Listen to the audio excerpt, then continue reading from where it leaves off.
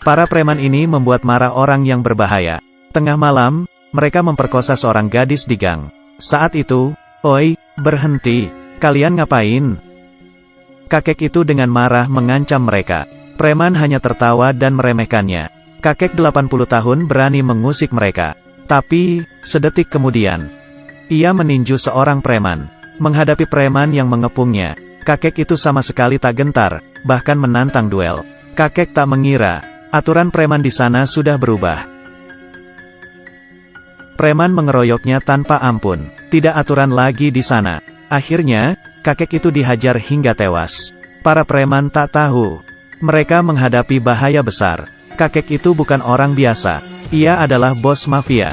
Dulu, ia adalah bos mafia Isen. Semua orang takut padanya. Siapa kira kakek ini akan dibunuh oleh preman urakan? Adiknya, Riti yang berada di Spanyol mengetahui kabar itu. Ia sangat berang, lalu melacak geng preman itu. Richie terbang pulang ke London untuk membalaskan dendam ke Sumat.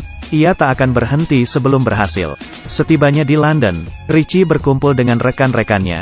Roy, bagian interogasi, memiliki kemampuan luar biasa. Ia ahli menyiksa orang, dan tahu apa orang itu bohong hanya dengan melihatnya. Arthur, penegak hukum, orangnya mudi dan sadis. Tak ada yang berani mengganggunya. Algojo, Butch, tak punya hati. Ia dapat memutilasi orang hanya dalam 15 menit. Richie, ketua mafia sudah pensiun 20 tahun. Meski sudah tua, jiwanya masih muda. Mereka semuanya sadis. Richie bersumpah akan mencari pembunuh kakaknya, dan membalaskan dendam. Ia mengacuhkan larangan polisi, dan masuk ke TKP dengan percaya diri. Selain noda darah, bukti lainnya sudah diamankan polisi. Demi mendapat petunjuk, Richie menemui Jack, yang merupakan mantan polisi. Dulu mereka berkolusi untuk berkuasa, dan sama-sama mengatur kota.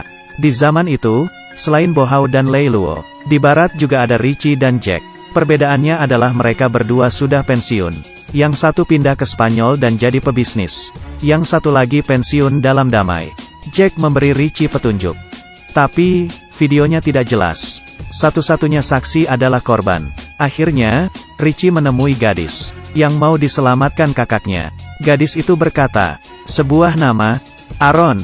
Ia adalah pimpinan preman yang telah membunuh kakak Richie. Richie tak peduli ia dari geng apa, dan tak peduli sekuat apa dia. Karena ia membunuh kakaknya, Richie akan menghabisinya sampai ke akar-akarnya. Pokoknya, mata ganti mata, gigi ganti gigi. Seharusnya tidak ada yang mengusik mereka. Meski tua, berumur di atas 80 tahun, dan berambut putih, tapi mereka berjiwa muda. Semuanya sangat sadis. Dulu, mereka menguasai seluruh kota dan jalur bawah tanah. Mereka menggunakan aturan untuk mengatur kedamaian.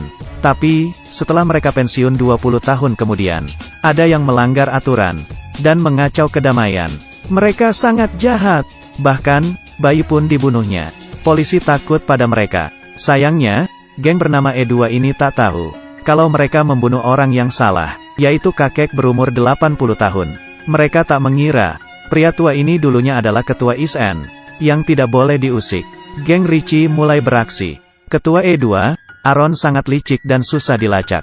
Mereka mulai dari para bawahannya. Roy menangkap tangan kanan Aaron. Melihat Roy yang renta, mereka meremehkan, dan mulai mencaci makinya. Mereka minta dilepas. Kalau tidak, E2 akan bertindak. Isen sudah lama tidak dimaki seperti itu.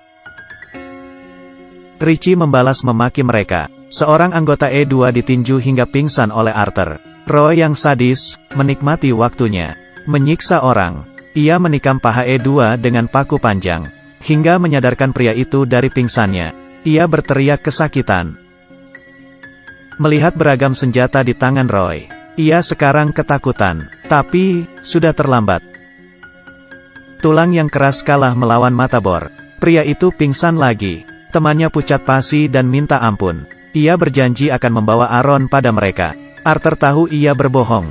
Tapi, Richie melepaskannya. Begitu ikatan dilepas, ia lari. Tapi, pria itu tak mengira, Richie akan sekejam ini. Mustahil untuk membohongi Richie.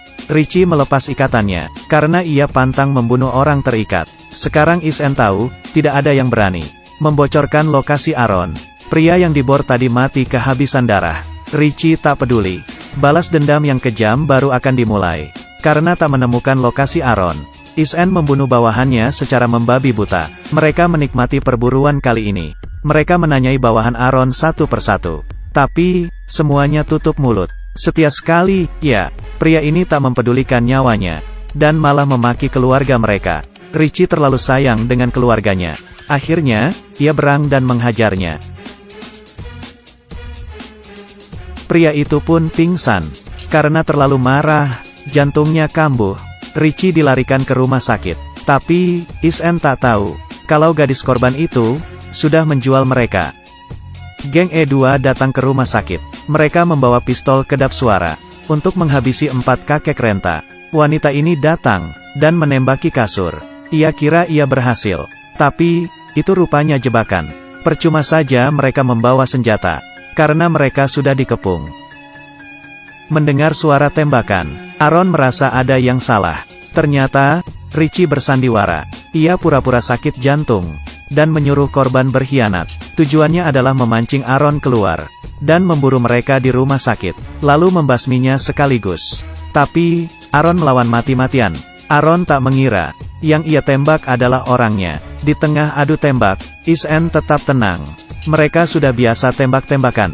Meski tua, mereka tidak lamban. Sekali tebas, lawannya berteriak minta ampun. Arthur menembak, dan membunuh satu musuh. Ia menembak tabung pemadam. Di tengah asap, mereka terus menembak. Meski Is-en kalah jumlah, tapi mereka sudah menyiapkan semua. E2 menangkap gadis tadi, dan menjadikannya sandera. Dengan santai, Richie dan gengnya menyerah. Aaron sangat marah. Tapi, saat itu, Aaron dikhianati oleh temannya. Richie segera memungut pistol Aaron. Teman-temannya berteriak, tembak. Tapi, Richie punya kebiasaan. Sebelum menembak ia harus memasukkan peluru 3 kali. Terlambat sudah. Richie membuang pistolnya dan bersiap-siap.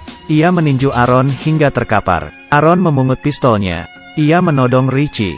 Tapi, saat itu polisi datang. Aaron berteriak ia akan membunuh Richie. Tapi, ternyata pistolnya kosong. Polisi mengepung mereka. Melihat pistol, polisi langsung menembak. Semua ini adalah rencana Richie yang cerdik. Ia meminjam tangan polisi, supaya tangan Is-en bersih.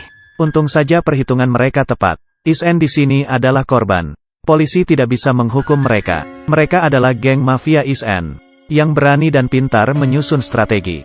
4 kakek 80 tahun.